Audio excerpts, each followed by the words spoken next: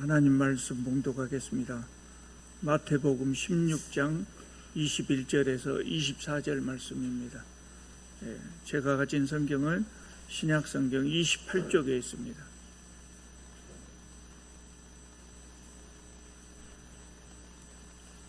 제가 봉독에 올리겠습니다.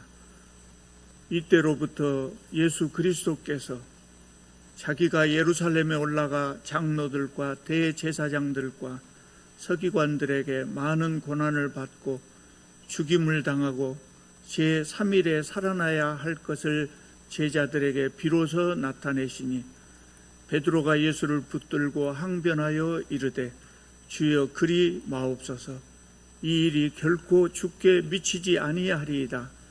예수께서 돌이키시며 베드로에게 이르시되 사탄아 내 뒤로 물러가라. 너는 나를 넘어지게 하는 자로다. 내가 하나님의 일을 생각하지 아니하고 도리어 사람의 일을 생각하는도다 하시고 이에 예수께서 제자들에게 이르시되 누구든지 나를 따라오려거든 자기를 부인하고 자기 십자가를 지고 나를 따를 것이니라. 아멘. 오늘 본문 말씀 바로 앞에 16장 13절을 보면 예수께서 빌립보 가이사랴 지방에 가셨을 때 제자들에게 물어보십니다. 너희들은 내가 누구라고 생각하느냐? 이렇게 예수께서 제자들에게 물으십니다. 그러니까 베드로가 대표로 대답을 합니다. 그 유명한 여러분 잘 아시는 그 신앙 고백의 말입니다. 주님은 그리스도시고 살아계신 하나님의 아들이십니다. 이렇게 대답을 했습니다. 예수께서 베드로의 대답을 들으시고 베드로를 칭찬하셨습니다. 베드로의 이 반석 같은 믿음 위에 내 교회를 세우겠다. 이렇게 말씀하셨습니다. 최고의 칭찬입니다. 최고의 칭찬입니다. 엄청난 칭찬을 받은 겁니다. 그만큼 베드로의 신앙 고백은 완벽했습니다. 주는 그리스도시고 살아계신 하나님의 아들이십니다. 그리고 그 사건 바로 다음에 이어서 오늘 본문이 나옵니다. 오늘 본문 21절을 보면 예수께서 이때로부터 바로 베드로의 그 신앙 고백이 있은 다음에 이때로부터 비로소 고난에 대해서 말씀하셨다 그랬어요. 마태복음이요 총 28장이거든요. 28장. 그런데 지금 16장에 이 이야기가 나오지 않습니까? 그러니까 절반이 지난 마태복음의 절반 이상이 지난 다음에 이 말씀을 하셨어요. 예수께서 제자들을 부르시고 상당히 시간이 흐른 다음에서 이 말씀을 하기 시작하셨다고요. 왜 이때서 말씀을 하셨을까요? 그 전에는 제자들에게 이 말씀을 하셔도 제자들이 그것을 소화할 수가 없었기 때문에 예수께서 고난을 받아야 된다고 그랬어요. 그 고난의 내용이 뭡니까? 21절을 보시면 예루살렘에 올라가서 장로들과 대제사장들과 서기관들에게 많은 고난을 받고 죽임을 당하고 제3일에 살아나야 한다. 그런 내용이었습니다. 이때까지 제자들은 예수님의 고난을 알지 못했습니다. 제자들뿐만 아니라 예수님을 따르는 모든 사람들이 다 그랬어요. 심지어 제자들은 예수께서 메시아라고 하는 사실을 확신하고 있었음에도 불구하고 예수님의 고난을 예견하지는 못했습니다. 왜냐하면 제자들이 생각하는 메시아는 그런 메시아가 아니란 말이에요. 제자들은 메시아는 이런 분일 것이다 하는 자기 나름대로 확고한 생각이 있었어요. 제자들이 생각하는 메시아는 어떤 메시아냐면 영광의 메시아예요. 왕이 되시는 메시아였어요. 그래서 예수님이 메시아이심에도 불구하고 고난을 당해야 한다는 사실을 상상도 못한 것이죠. 예수께서는 그것을 아셨기 때문에 여기 와서 16장에 와서요 나중에 제자들이 당황하지 않도록, 예수님이 고난당하실 때 제자들이 당황하지 않도록 그때 무슨 일이 일어날 것인가를 가르치기 시작하신 겁니다.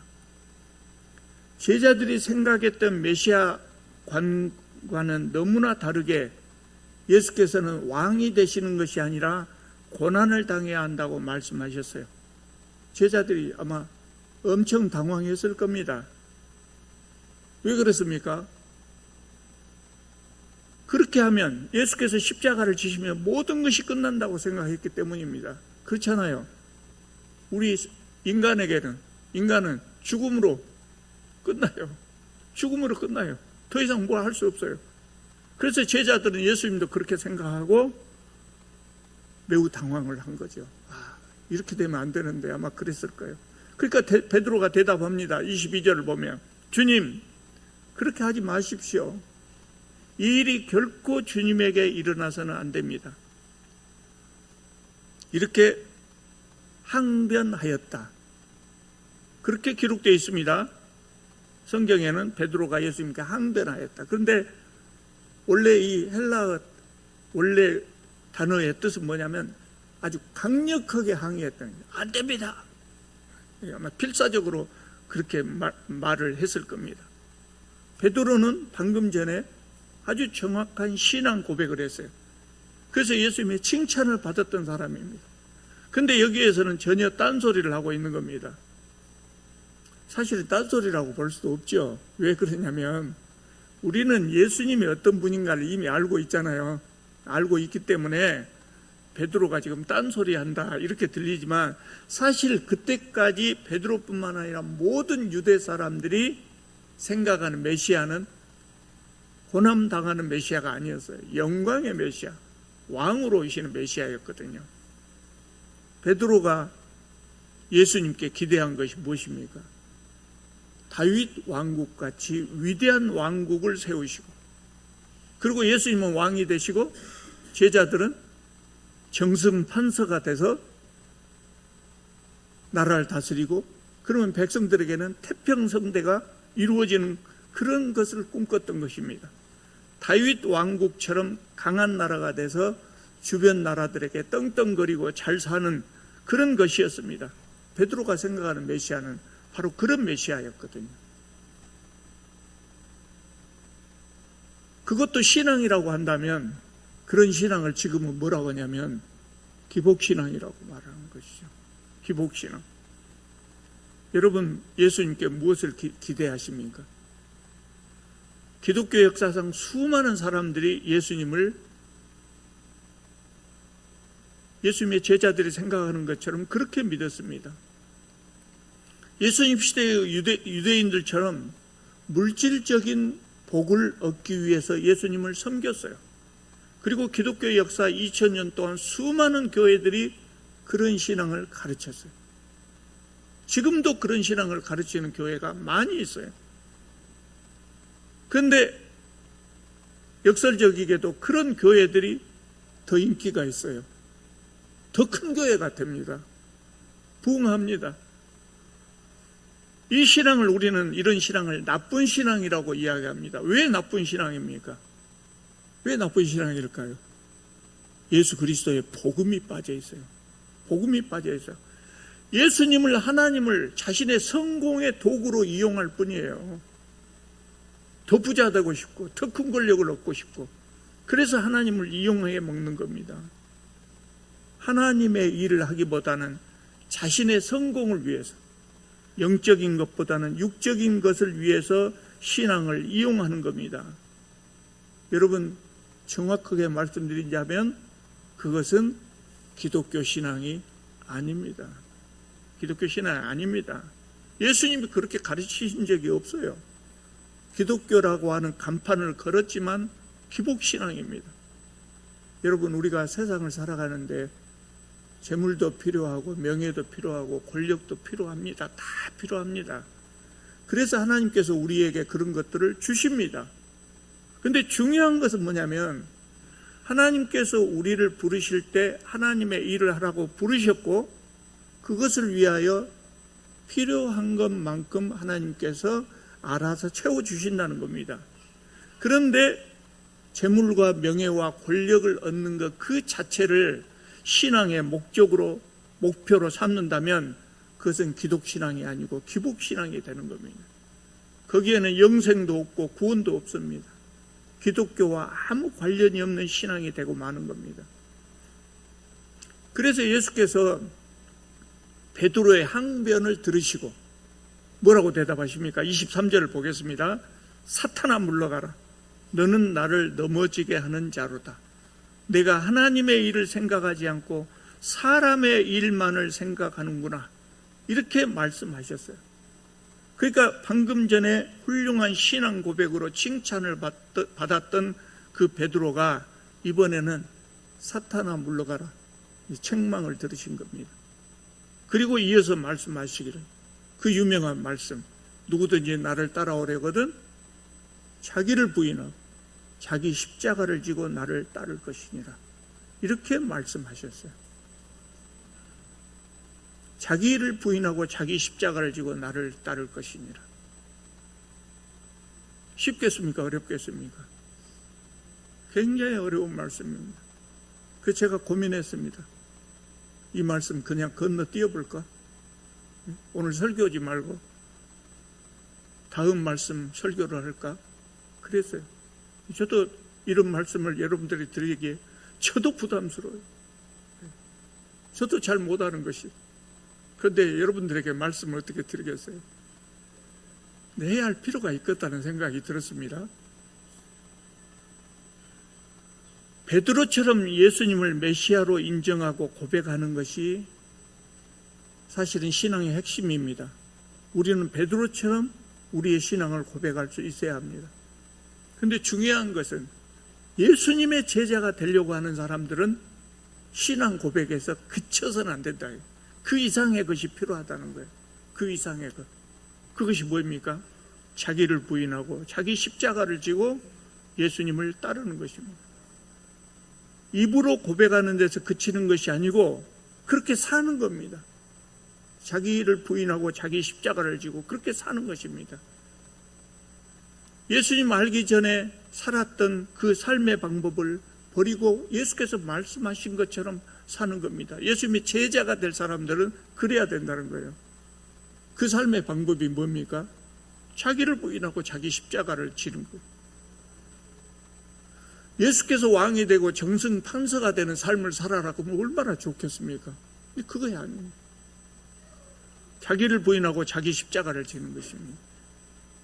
자, 자기를 부인한다는 것은 무슨 말입니까? 참 멋진 표현인 것 같기는 한데 좀 어려워요. 직설적으로 표현하지 않았기 때문에.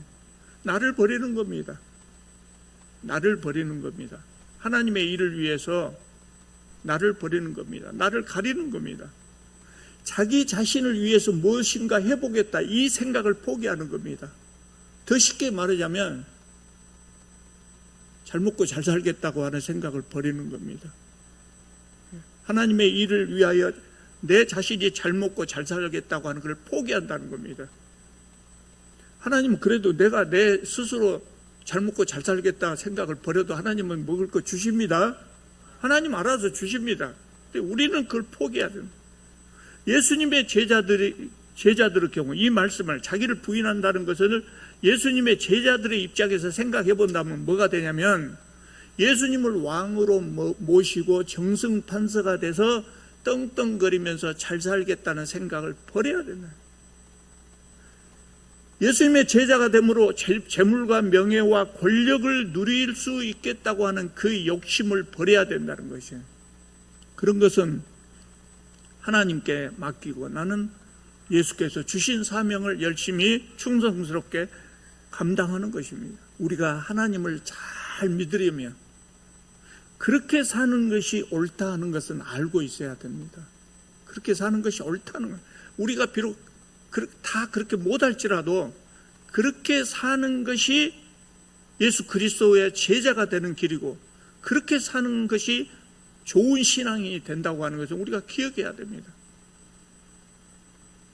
잘 먹고 잘 사는 것, 재물과 명예와 권력을 얻는 것을 신앙의 목적으로 삼아서는 안 된다는 것입니다. 우리가 세상을 살려면 재물과 명예와 권력이 당연히 필요하죠.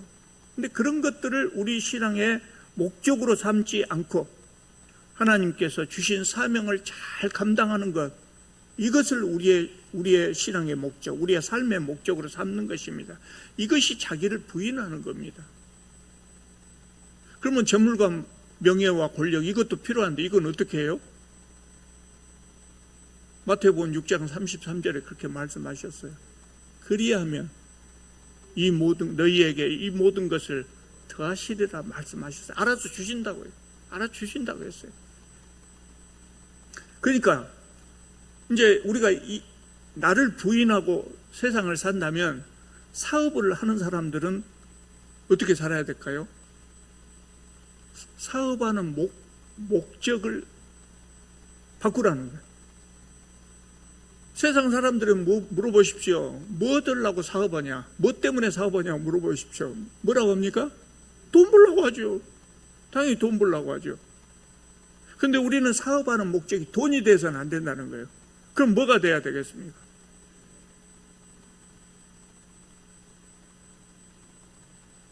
하나님의 일이라고 했죠. 하나님 주신 사명이라고 했죠. 근데 그보다 쉽게 표현하자면 우리가 사업하는 목적이 뭐가 돼야 될까요? 이웃의 필요를 채우는 거예요. 옷가게 하는 사람들은 더 이쁜 옷을, 더 아름다운 옷을, 더 질긴 옷, 실용적인 옷을 값싸게 잘 공급하는 거예요. 농사 짓는 사람 어찌해야 되겠습니까? 내가 돈 버는 것, 물론 돈 벌어야지요. 사업을 하면서 이익이 안 생기면 망한단 말이에요. 그러면 아무 일도 못 한단 말이에요. 그렇게 당연히 이익을 남겨야 돼요. 근데 그것이 목적이 돼서는 안 된다. 그러니까 농사 짓는 사람들 중에서 못된 사람들 그런다 하잖아요. 사람들이 이거 먹고 죽든지 말든지 그냥 때깔 좋게만 나오라고 농약껏 겁나게 많이 쳐버리고, 농사 짓는 사람들은 내 자녀 입에 들어갈 음식 만드는 것이다 생각하고 이웃을 생각해서 좋은 먹거리를 만들어야 된다는 거예요. 그럼 목적이 달라져야 된다는 거예요. 이것이 자기를 부인하는 삶이에요. 건설 현장에서 일하는 사람들, 그날 일하고 일당 받는 것이 그것만이 목적이 아니라, 우리 일당 받아야죠. 근데 그것만이 목적이 아니라 뭐가 목적이에요?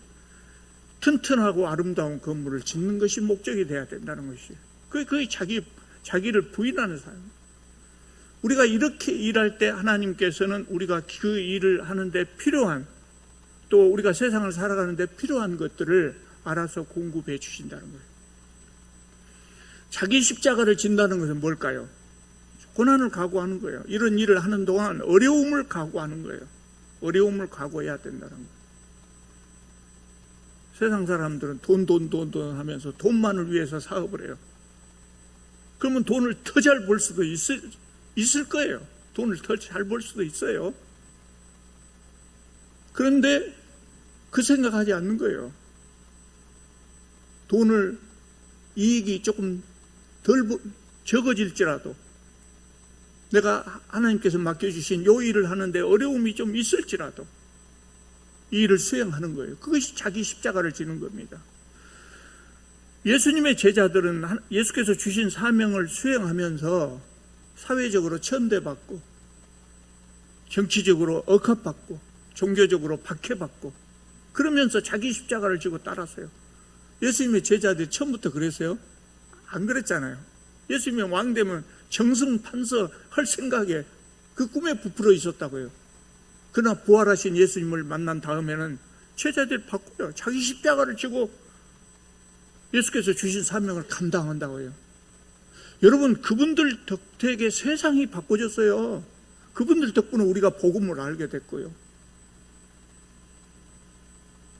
예수님이 이 말씀하셨을 때 예수님의 제자들은 날벼락 같은 말씀이라고 생각했을 거예요. 정승판서가 될 생각을 했는데 이런 말씀을 하시니까 이해할 수가 없었을 거예요. 그러나 그분들 덕분에 세상이 변화되고 복음이 세상에 충만하게 전달이 된 것입니다. 우리가 정말 좋은 신앙이 되려면 우리도 이 말씀을 기억해야 돼요. 정말 좋은 신앙이 되려면 이런 어려움을 감수할 자세가 되어 있어야 돼요. 사업하면서 고객의 필요를 채우는 것을 우선으로 한다 그러면 이익이 적어질 수 있단 말이에요. 이익이 적어질 수도 있어요. 하나님의 정의를 실천하다 보면 어려움이 있을 수 있어요. 그러나 그 어려움을 기꺼이 감수하겠다. 그게 자기 십자가를 지는 거예요. 그러면 왜 우리만 그래야 되냐? 그런 생각이 들죠. 왜 우리만 그렇게 살아야 되냐? 우리는 복을 많이 받았잖아요. 하나님의 자녀가 되는 귀한 복을 받았기 때문에 그래요. 그런데 사실은 우리만 그런 거 아닙니다. 하나님께서 세상을 창조하셨을 때요, 원래는 모든 사람들이 그렇게 살기를 하나님께서는 원하셨어요. 모든 사람들이 자기 이익을 위해서만 사는 것이 아니라 나보다 남을 먼저 생각하고 남들보다 앞서가기보다는 남들과 함께 가고 나 혼자 잘 먹고 잘 살기보다는 함께 나누어 먹는 삶, 그런 삶을 살기를 원하셨어요. 하나님께서 그런 세상을 원하셨다고요. 그런데 죄가 세상에 들어온 이후로 사람들이 이기적으로 변해버리지 않습니까? 그래서 하나님께서 우리를 다시 택하신 거예요. 그리고 처음에 생각했던 그런 좋은 세상을 만들려고 하는 거예요. 그 세상이 뭐예요? 하나님 나라예요. 그것이 하나님 나라. 그런 세상을 만들려고 하신 겁니다. 여러분 주위에 살펴보십시오. 기독교인만, 목사가 기독교인에게만 그 설교를 하는가? 아니에요. 다른 종교에서도 그래요. 다른 종교도 아까 말한 무속신앙과 같은 하등 종교나 그러지, 소위 말하는 고등 종교에 들어가면 다 이렇게 살라고 가르쳐요. 너 혼자 잘 먹고 잘 살아라, 그렇게 가르치지 않아요. 심지어는 종교가 없는 사람들도 좀 바르게 살려고 하는 사람들은 이렇게 살려고 노력합니다. 여러분 오늘 우리나라 얼마나 잘 삽니까? 제가 보기에는 전 세계에서 제일 잘 사는 것 같아요. 유럽 사람들 잘 살고 일본 사람들 잘 살지만은, 제가 유럽은 못 가봤습니다만은 유럽도 가기는 갔네. 그리스 거기서 유럽이죠. 그래서 정말 잘 사는 서쪽 유럽의 모습들이 이 TV나 이런 데서 보면, 또 일본 사람들은 직접 가서 봤습니다만은 우리처럼 풍족하게 살지를 못하는 것 같아요. 우리나라가 생긴 이래로 정말 잘 사는 것 같아요. 누구 덕입니까? 내가 잘나서 그랬습니까? 물론 내가 잘나서 잘 산다고 할 수도 있죠. 그런데 우리가 이렇게 자유로운 세상에서 사는 것은 그 민주화를 위해서 감옥 가고 죽고 희생된 그런 사람들이 있었기 때문이에요. 만주벌판에서 풍찬노숙하면서 일본군에 저항해서 목숨을 걸고 일본군에 저항해서 싸웠던 그런 분들이 있었던 덕분이에요. 그분들이 자기를 위해서 살았어요. 자기를 부인하면서 살았어요. 그렇기 때문에 자기를 부인했기 때문에 그런 일을 할 수 있는 겁니다. 그런 분들로 인해서 나라가 보존된 거예요. 우리는 얼마 전에 큰일 날 뻔했잖아요. 그 실패로 끝났으니까 아무렇지도 않고 뭐가 잘못이냐, 그런 사람이 지금도 있어요. 근데 그 일이 성공했다면, 그래서 이 나라가 독재가 시작되고 영구 집권을 하려고 그런 모습을 우리 젊은이들이 봤다면 어떻게 했을까요? 수많은 젊은이들이 또 죽었을 거예요. 그런데 그 일이 그렇게 성공하지 못한 데에는 여러 가지 원인들이 있지만, 명령에 복종하지 않는, 적극적으로 그 일에 동참하지 않은 군인들이 있었단 말이죠. 그 사람들이 그렇게 명령을 뭉개면서 있을 때 그 마음이 어땠을까요? 나 잘못하면 죽을지도 모른다. 이거 성공하면 나 죽을지도 모른다. 그 생각이 들었을 거예요. 자기를 부인하기 때문에, 자기를 부인하는 삶을 사는 사람들이기 때문에 그 명령에 따르지 않을 수가 있었단 말이죠. 안 믿는 사람들도 바르게 살려고 하는 사람은 그렇게 살아요. 여러분, 우리가 대통령에게 무엇을 원합니까? 여러분, 대통령에게 원하는 것이 무엇입니까? 대통령 시켜줄 테니까 마음대로 권력 누리고 명예를 누리고 그 권력 이용해서 재물을 모으고 그렇게 살라고 우리가 대통령을 뽑습니까? 안 뽑아요. 그것만을 목적으로 하고 권력만을 목적으로 재물만을 목적으로 대통령 되는 사람을 우리는 좋아하지 않아요. 그럼 대통령은 어떻게 살아야 됩니까? 백성들 편하게 살려. 등 따뜻하고 배부르게 먹여 살리라고 대통령 뽑아놓은 거예요. 왜 자기 권력을, 그라도 큰 권력을, 더 큰 권력을 누리겠다고 못된 짓 하고 더 많은 재물을 얻겠다고 대통령의 권력을 이용하고, 그러면 우리는 그거 잘못됐다고 말하잖아요. 그건 잘못되면서 나는 사업하면서 어떻게든 돈만 벌면 된다, 이렇게 생각하는 것은 안 되는 일이죠. 우리도 역시 무슨 일을 하든지 그렇게 살아야죠. 26절을 보면 예수님이 말씀하십니다. 사람이 만일 온 천하를 얻고도 제 목숨을 잃으면 무엇이 유익하리요? 사람이 무엇을 주고 제 목숨과 바꾸겠느냐? 그렇게 말씀을 하셨어요. 세상 사람들하고 똑같은 방법으로 살다가 대통령 되고 재벌 회장이 되면 뭐더냐? 그렇게 되면서 영생을 얻지 못하면 무슨 소용이 있냐, 그 말씀이에요. 지금 무슨 소용이 있냐, 그 말씀이에요. 더 쉽게 말하자면 어떤 분 지금 특검에 왔다 갔다 하는데 그분 마음이 지금 어쩔까요? 무서울 겁니다. 네? 무서울 겁니다. 아무렇지도 않은 것처럼 건들건들하면서 이렇게 들어가지만 무서울 겁니다. 네. 최소한 무기징역이거든요. 잘못하면 사형당하거든요. 무서울 겁니다.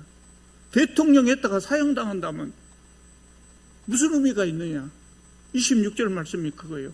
제 목숨을 잃으면 무엇이 유익하리요? 물론 여기서 제 목숨은 영혼을 우리에게는 영원, 구원을 의미하는 것이 강합니다만은 그렇게 이야기할 수 있어요.